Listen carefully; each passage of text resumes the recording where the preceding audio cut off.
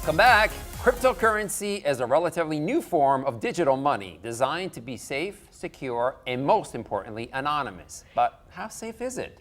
Here to tell us is CEO of InfoTech. Welcome back, Matti Kon. Hi, Thanks for Matti. having me. Welcome Thanks for having me back. again. Much Great to appreciated. meet you. Always good to be here. So my big question is, what are we using Bitcoin or currencies like this, what are we using them for? Well, Bitcoin came out as a currency, as a substitute to the typical monetary system that we have. Something without an intermediate, a direct exchange between buyer and seller on an electronic basis, what we call cryptocurrency. Right. And people have used it mainly to conduct fast transactions.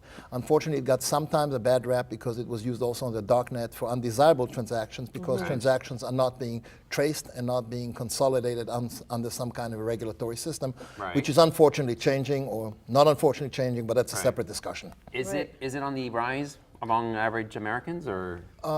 All in all, it's been on the rise. All in all, I think it's 50 times more than when it came out. Okay. But is it the average American? I don't think it hit every household in America yet. Right. At the business level, it's tremendously on the rise. I don't think it yet hit the household level in our country. So how are we staying cyber safe while we're using this type of currency online? Well, one of the main reasons that the currency came out is to be safe, is to Right. offer somebody a discreet way to do their business directly, without any intermediaries, without any banks. Okay. In that regard, to the end user, it provides a lot of safety.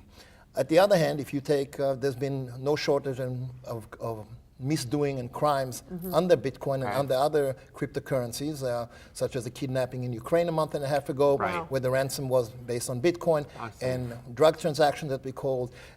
Only 2 years ago, we finally had the first regulation on the currency in New York State, and other states are following right now. So the currency is very valuable then in dollars and cents wise, right? What's one Bitcoin equal to? I think now it's about 14,000. Oh my It God. actually went down to 10. Now it I saw it last time was 10 but or the end of something. 2014, it was $700. And where will it go from here is a good question. I heard one estimate from the CEO, I believe, of PayPal, who said Bitcoin will make it to $1 million. Wow. And Oh if my that's the God. case, then it's your classic investment. And yet, with all the regulations coming out, we're really not sure about the future. So it's a very volatile investment. Wow. So you talked about a little bit about the international aspect, but are these monies being used? Does it make it easy to use money internationally? Yeah, really, first it came out as an international currency transaction. It makes it easy to trade from one person in New York sitting with one person in Turkey or in Rome. As long as they're both on the exchange, within seconds they can exchange money without having entities like banks, Western Unions along the way, and so on. Right. What is the future of cryptocurrency in your mind? Who knows? You know? Yeah.